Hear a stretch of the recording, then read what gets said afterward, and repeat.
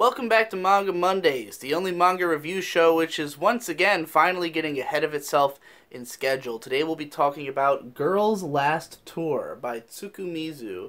This is a manga I picked up because I had been recommended this by a couple of people before it even came out in the US, so when it finally dropped I was kind of excited to check it out because it's about two cute girls adventuring through a post-apocalyptic wasteland. This sort of thing. And I really like the way their faces are drawn. I like this sort of vacant, wide face, almost like a yukuri shite tene face, if you know what that is, but like maybe a little Hidamari sketch. It's definitely some wide face shit. And flipping through, it seemed like it's just an adventure about these two girls who are seemingly the last people left in this world. And that's basically what it is. Now, overall, I wasn't very impressed with this manga. I do think that the artwork is pretty nice. I like the character designs. I like the idea of the setting. And I would kind of describe this as Blame, but like an iyashikei version of Blame. Like, it takes place in a very similar kind of world where it's not so much that it's just post-apocalyptic. It also is post-apocalyptic for some kind of future society where there seemingly is just an industrial sprawl that goes on forever in all directions. Like, the main characters seem to be on, like, a surface world, but then they kind of go up another layer, and there's just, like, another world on top of that one. So, yeah, very similar to Blame in that regard, and in how it's just a sparse open wilderness that these characters are traveling through. But whereas Blame is punctuated constantly by highly intense action scenes and incredible violence, this manga is more about just these girls having little moments together. But, honestly, they're not that interesting of characters. We've got the tall blonde girl who's utterly stupid. Like, that's her thing, is that she's pretty much brain dead. All she thinks about is food. She's a great marksman. She's really strong. But, like, her main thing is that she's hungry all the time. She doesn't think very deeply about things. Then we got the other girl who's the smart one. She can read. She keeps a diary. Mostly plays straight man to the other girl, and she's not that interesting. Neither one of them's that interesting. Their interactions, they don't have like a ton of chemistry together, per se. They're just kind of there. It really just feels like we're stuck with these two girls. I mean, they have some moments where they're cute together.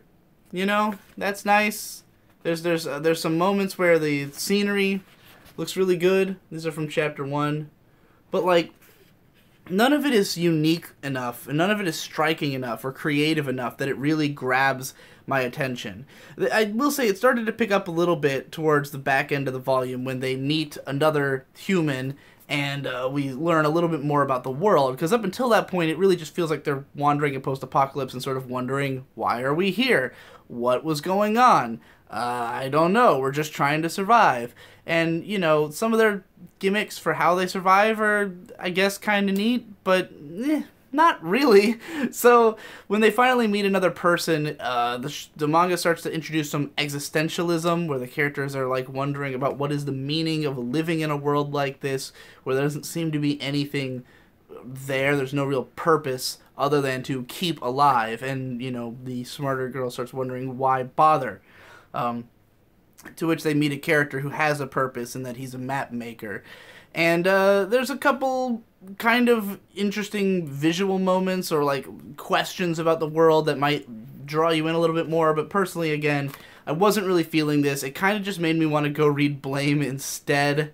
And, or like, you know, another series about cute girls in a post-apocalyptic setting. Like, I don't know, Kurogane Communication or something. Like, there's plenty of stories that have this vibe of, like, combining this sort of slow, slice-of-life-y, contemplative thing with a post-apocalypse setting. I mean, even Yokohama Shopping Log could be considered essentially the same thing, granted with, instead of an industrial post-apocalypse, it's a very, you know, more about, like, vast fields and landscape shots and stuff like that. But this is nowhere near as creative as, you know, the bits of Yokohama Shopping Log that I've read. So I would say if you look at this and you immediately think, I want that, and the prospect of there being really not much more to it than what you are seeing does not bother you, then go ahead and check it out. Like, if what I've described seems like you'd probably enjoy it anyways,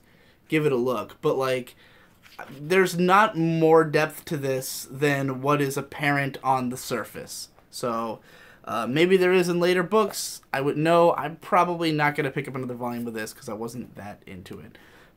Stick around next week for a manga I actually did like. Yeah!